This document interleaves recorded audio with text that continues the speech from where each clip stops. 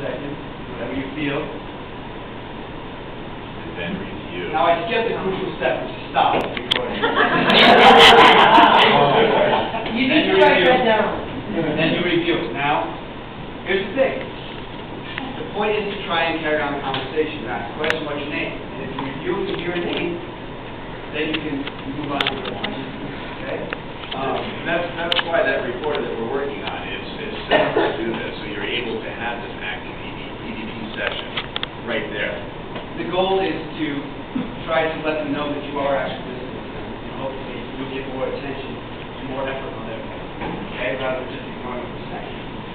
The problem we've had with this is that the EVPs come in very, very weak, very weak, to the point where you just kind of got to have faith that you think you can. But it does pay off later if you can continue to have that competition because they get strong. Okay? But also, just one thing, remember, you did a recorder a lot of times. Every time you hit stop and you hit record again, it's going to do another folder. Some of these recorders might only have 4 or 5 folders. So you might want to have a couple different recorders on you at that time. The last and final step is just your question based on the answer you got. Okay? Are you happy? No. Okay. We're not probably going to ask you. Not even asking you. So, pass the EVP, active EVP. We'll try and vote tonight. You're going to feel for it. I think you're like pass it.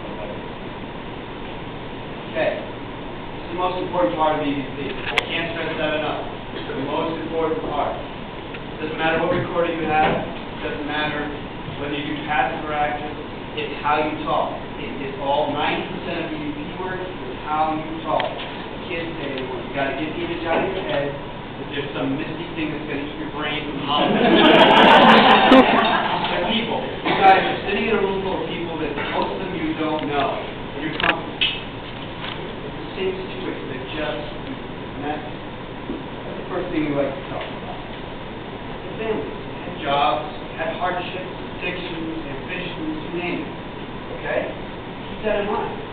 Okay? And we're trying to go after information that they need to tell us, not what we want to know. Okay? That's very, very important. We observe this. Yep. Okay? Is there ever a situation where he wants to provoke them, give them talk? That depends on the case. If I go to a house where a family has children, and these children have been having issues, whether they've been getting scratched or anything like that, and we're in the house, and these things are not making contact with us, yeah, we'll try to provoke. We'll try to pitch this thing off royally, so it lets us know that it is there, so we can validate that, and then we can try to figure out the next step. But, you know, you don't want to go in a house where people have experienced things and really try to tick something off. There's no reason for that. You know, if it's not harassing the family, it's not making their life, hard. Keep in mind, you're going to leave eventually. And if you're going to provoke, then you've got to clean up afterwards. You can't just leave. Okay? Now, provoking is a more general term than most people think. They just think it's attacking something that's mean. But all provoking really means in the paranormal world is that you have an idea of your personality and you're targeting that personality.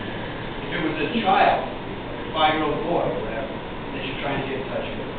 Well, provoking as a 5-year-old boy would involve getting down low to their level, maybe having a toy, talking, trying to gain their trust. It's all provoking, okay? So no, provoking doesn't just